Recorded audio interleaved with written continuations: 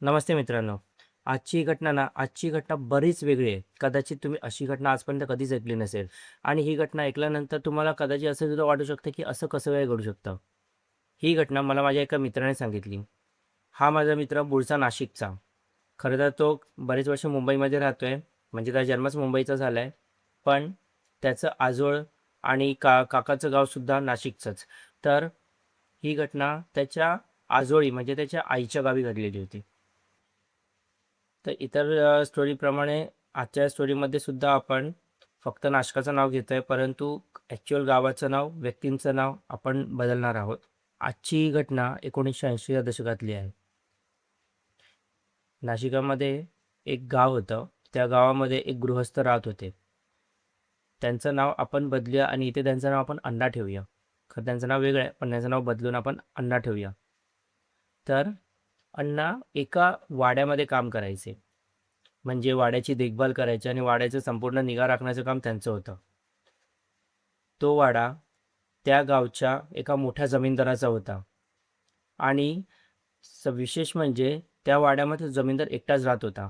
ना त्याला बायका पोरं होती, ना त्याचे कुठले इतर नातेवाईक होते आणि फक्त अण्णाच त्यांचे एक विश्वासू माणूस होता. कारण की त्याच्याकडे ते बरेच वर्ष काम करत होते. त्यामुळे अण्णा विश्वासातले असल्याकारणाने तो जो जमीनदार होता ना, तो त्यांना बऱ्यापैकी चांगला पगार देत होता. त्यामुळे अण्णांचं तसं बरं चाललं होतं. आणि विशेष म्हणजे तो जमीनदाराकडे सुद्धा गलगंज पैसा होता. म्हणजे त्या पैशाचं पुढे काय होणार, पुढे त्याचा वारस कोण, हे कोणालाच माहीत नव्हतं. ना त्या जमीनदाराने सुद्धा कधी कोणाला सांगितलं होतं, ना कुठे डिक्लेअर केलेलं होतं. परंतु त्या जमीनदाराकडे काम करून अण्णांची मात्र भरभराट होत होती आणि हे अख्ख्या गावाच्या लक्षात येत होतं. त्यामुळे बऱ्याच गावातल्या लोकांनी अण्णांकडे शिफारशी सुद्धा केल्या, की काहीतरी छोटं-मोठं काम काढून त्यांना सुद्धा त्या वाड्यामध्ये नोकरीला लावावं. अण्णांनी तसा प्रयत्न पण केला.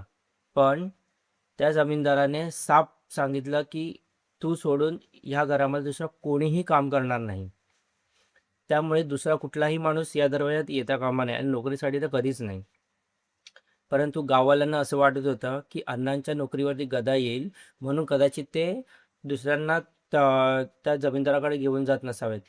परंतु बरेच लोकं त्या जमीनदाराला भेटण्याचा प्रयत्न देखील करत होते.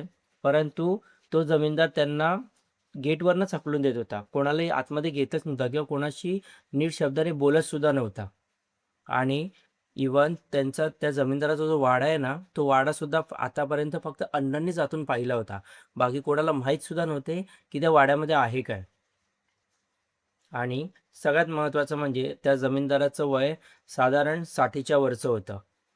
आणि तो बरीच वर्ष त्या गावात राहत होता. परंतु तसंच, की कोणाशी बोलणं चालणं नाही, कोणाशी असा संबंध ठेवणं नाही.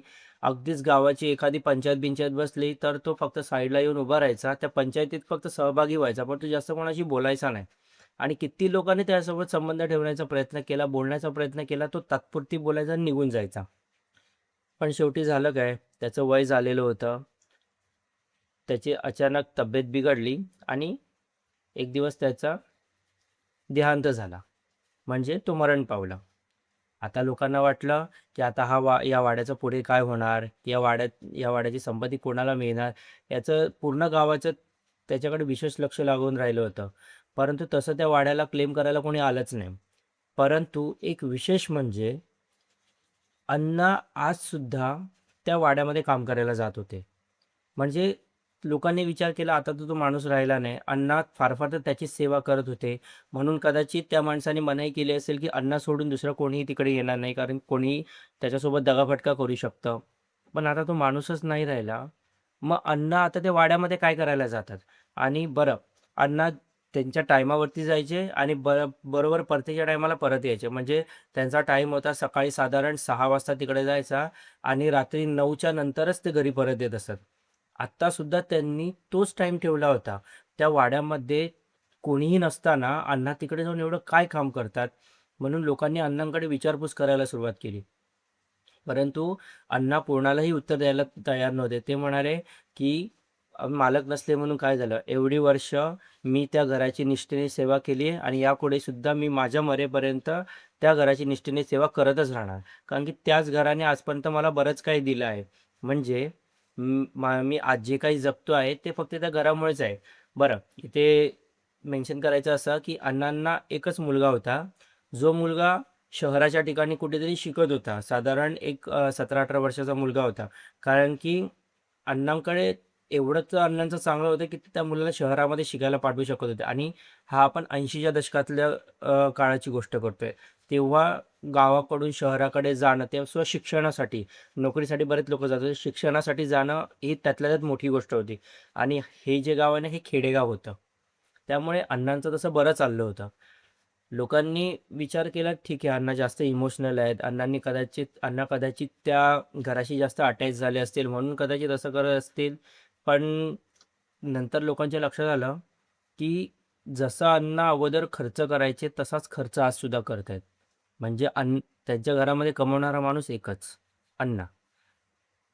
ते ज्या मालकाकडे कामाला जात होते तो मालक आता राहिला नाही. मग यांना वेतन कोण देतं? बरं, त्यांच्या घरामध्ये कुठल्याही गोष्टीची कमी नाही, कधी कसली चणचण नाही, काही नाही, काही नाही, काही नाही. मग हे वेतन त्यांना देते कोण? मग लोकांनी असा निष्कर्ष काढायला सुरुवात केली की अण्णा त्या घरातल्या बऱ्याच वस्तू कदाचित विकत असतील किंवा त्या घरामध्ये त्या मालकाचा आकस्मिक मृत्यू झालाय. परंतु त्या मालकाने ठेवलेले पैसे, दागदागिने, पैसा अडका हे सगळं अण्णांना माहीत असेल. कदाचित अण्णा त्यातूनच काढून घेत असतील. याचा अर्थ आणि अण्णा आज सुद्धा तो वाडा सोडायला तयार नाहीयेत. याचा अर्थ त्या घरामध्ये भरपूर मालमत्ता आहे. तर प्रत्येकाचं लक्ष आता त्या वाड्याकडे लागून राहिलं होतं. बरं, अण्णांना आत्ता तरी सांगितलं की आम्हाला तो वाडा दाखवायला घेऊन चला. आता तर मालक राहिला नाही, मग काय प्रॉब्लेम आहे? मला तो वाडा दाखवायला घेऊन चला. तरीसुद्धा अण्णा तो वाडा दाखवायला देत नव्हते. यामुळे लोकांचा त्यांच्यावरती जो संशय होता तो वाढत गेला. याचा अर्थ त्या घरामध्ये असं काहीतरी आहे जे अण्णा लोकांना दाखवत नाहीयेत. म्हणजे ती संपत्ती जी आहे ती अण्णांना एकट्याला लुबाडायची आहे. म्हणून अण्णा आजसुद्धा त्या वाड्यामध्ये कोणाला घेऊन जात नाहीये. आता मात्र लोक त्यांच्या मागेच लागली. परंतु अण्णांनी सांगितलं की तुम्ही कितीही बोललात तरीसुद्धा मी तुम्हाला त्या वाड्यात घेऊन जाणार नाही. मला मरेपर्यंत त्या वाड्याची सेवा करावीच लागेल. परंतु लोकांना काही हे पटेना. इव्हन अण्णांच्या बायकोनी सुद्धा सांगितले की आता बस झालं, वाड्याची सेवा करणं सोडून द्या. आहे आपल्याकडे बरंच काही, तुम्ही शहरात जा, शहरात जाऊन काहीतरी कामधंदा बघा. ते म्हणाले नाही, आपल्याला आता सुद्धा काही कमी आहे का? नाही, पैसा येतोय ना. मग त्यांची बायको तेच म्हणत होती, पैसा येतोय कुठून ते तर सांगा. तुम्ही त्या वाड्यातलं काही चोरताय का? काही करताय का? तर नाही, तसं काही नाही. माझ्या मालकाने मला भरपूर दिलंय आणि त्याने माझ्या वाटीचं सगळं तिकडे काढून ठेवलेलं आहे. त्यातलं दर महिन्याला मला मिळतं. बस यापुढे मी तुला काही सांगू शकत नाही.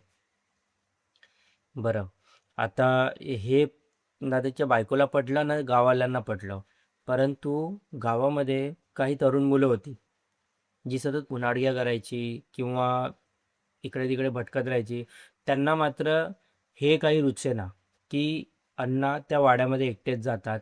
पुन्हा त्या वाड्याची पूर्ण संपत्ती आता त्यांच्या हाताखालीच आहे. बरं, त्यांना आता मालक नसून सुद्धा कशाची कमी नाही. म्हटल्यानंतर त्या वाड्यामध्ये जे काही आहे ना ते आपल्याला जर का मिळालं ना तर कदाचित आपल्याला आयुष्यभर काम करायची गरज नाही पडणार, असं त्या तरुण मुलांचं म्हणणं झालं. एकदा त्यांनी संधी साधून अण्णा तिथून त्या वाड्यातून बाहेर यायची वाट पाहिली. अण्णा साधारण 9-9:30ला वाडा लॉक करून बाहेर यायचे आणि घरी जायचे. ती मुलं आजूबाजूलाच त्या वाड्याच्या आजूबाजूला लपून बसलेली. आणि आता तो वाडाचं साधारण स्वरूप जर का समजावं आपण तर वाडा एक भला मोठा वाडा होता. नाही नाही म्हणता म्हणता साधारण एक 50 एक वर्ष वडिलोपार्जित वाडा होता. तो जो माणूस होता ना त्या माणसाचे वडील सुद्धा किंवा आई वडील सुद्धा त्याच गावात राहायचे. त्यांना सुद्धा बाकीचे लोक खूप चांगले ओळखायचे. पण त्यांचा देहांत झाल्यानंतर या माणसाने ना कधी लग्न केलं, ना कधी कुठले नातेवाईक जवळ केले. तो माणूस नेहमी एकटाच राहायचा. फक्त अण्णाच त्यांना जवळचे होते. म्हणून त्या मुलांनी त्या दिवशी अण्णांची बाहेर यायची वाट बघितली. अण्णांना पूर्ण घरी जाऊ दिलं. बरं, त्या वाड्याच्या आसपास दूरदूरपर्यंत घरं नव्हती. साधारण 1 किलोमीटरच्या अंतरावरती कुठली घरं नव्हती. नंतर पुढे गाव चालू व्हायचं. तो वाडा साधारण एका ठिकाणी एका कोपऱ्यातच होता. आणि त्यानंतर त्या मुलांनी संधी साधून हळूच त्या वाड्यामध्ये प्रवेश केला. त्या वाड्याच्या भिंतींवरनं उड्या मारल्या आणि त्या वाड्याच्या आतमध्ये प्रवेश केला. वाड्यामध्ये गुप्प काळोख होता. वाड्याच्या दरवाजाला लॉक लावली होती. म्हणून त्यांनी पहिल्यांदा संपूर्ण त्या वाड्याचं जेवढं अंगण होतं सगळीकडे फिरले. त्या वाड्यामध्ये बरीच अशी छोटी-मोठी झाडं लावली होती. शिवाय एक बऱ्यापैकी चांगली देवीदार वृक्षसुद्धा होती. वडाचं झाड, पिंपळाचं झाड, आंब्याचं झाड, किंवा तुम्ही पेरूचं म्हणू नका. जी झाडं अंगणात लागू शकतात ती लागत होती. आणि त्यांनी पाहिलं की आतमध्ये जायला कुठून रस्ता असेल. म्हणून त्यांनी बघितलं तर वरच्या मजल्यावरती साधारण वरच्या मजल्यावरती एक खिडकी होती. ती खिडकी तोडून ते आतमध्ये जाऊ शकत होते. म्हणून ते कसे तरी करून ते खिडकीपर्यंत चढले. काचेची खिडकी होती त्यांनी फोडली आणि ते आतमध्ये शिरले. आता वाड्यामध्ये गुप्प काळोख होता. परंतु ते जसे वरच्या मजल्यावरती पोहोचले तर वरच्या मजल्यावरती साधारण 2 ते 3 खोल्या होत्या. त्यांनी प्रत्येक एक खोली तपासायला सुरुवात केली.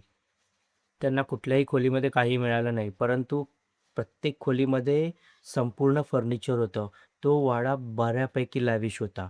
त्या वाड्यामध्ये भरपूर फर्निचर, भरपूर वस्तू होत्या. त्यांनी सगळ्या वस्तू शोधायला सुरुवात केल्या. त्यांना काहीही मिळालं नाही. परंतु अचानक त्यांना कसला तरी जोरात काहीतरी पडण्याचा आवाज आला. साधारण एका खोलीतनं तो आवाज आला. म्हणून ते पळत-पळत त्या खोलीमध्ये गेले, तर त्या खोलीमध्ये काहीही नव्हतं. त्यांनी ती खोली तपासली. त्या खोलीत त्यांना काही मिळालंच नाही. म्हणून ती लोकं बाहेर आली. आता खालच्यामध्ये म्हणजे म्हणजे हॉलमध्ये जाऊया आणि हॉलमध्ये कुठे काय ठेवले का चेक करूया असं म्हणून ते सगळेजण खाली उतरले. पण खाली उतरता त्यांना एक लक्षात आलं, की पटकन कोणतरी पळत-पळत किचनच्या दिशेने गेले. त्यांना वाटलं कोणी चोर वगैरे आला की काय किंवा दुसरं कोणीतरी असं आहे की तो सुद्धा या वाड्यामध्ये आपल्यासारखी संपत्ती शोधायला आला असेल. म्हणून ते किचनच्या दिशेने पळत गेले. परंतु त्यांना किचनमध्ये काहीही दिसलं नाही. किचनमध्ये सुद्धा संपूर्ण काळोख होता. त्यांनी तिकडची लाईट लावली. तिकडे काहीही दिसलं नाही. त्यांनी लाईट बंद केली आणि परत ते बाहेर आले. आता त्यांनी संपूर्ण हॉल शोधायला सुरुवात केली. तर त्यांना वरच्या मजल्यावरती काहीतरी जोरात पडायचा आवाज आला. पुन्हा एकदा. या अगोदर एका खोलीतून आला होता. पुन्हा एका खोलीतनं तो काहीतरी पडायचा आवाज आला. म्हणून ती लोकं परत वरच्या मजल्यावरती गेली. त्या वरच्या मजल्यावरती एका खोलीचं दार उघडं होतं. आता मात्र त्यांना पक्का संशय आला की इथे कोणीतरी चोर शिरलाय आणि तो प्रत्येक खोली तपासतो. म्हणून ते त्या खोलीत गेले तर त्या खोलीतसुद्धा कोणीही नव्हतं. आता चौघेजण 4 वेगवेगळ्या खोल्यांमध्ये गेले. परंतु त्यापैकी एक जण जोरात किंचाळला आणि सगळेजण त्या खोलीत जेव्हा पोहोचले तेव्हा त्यांनी पाहिलं की तो अगदी थरथरत आहे. तिघांनी त्याला विचारलं की झालं काय? त्याने सांगितलं की ह्या खोलीमध्ये मला एक काळी आकृती दिसली. जी आकृती एका कोपऱ्यात उभी होती आणि मी जसं आतमध्ये आलो तशी ती माझ्याकडे बघून हसत होती आणि अचानक गायब झाली.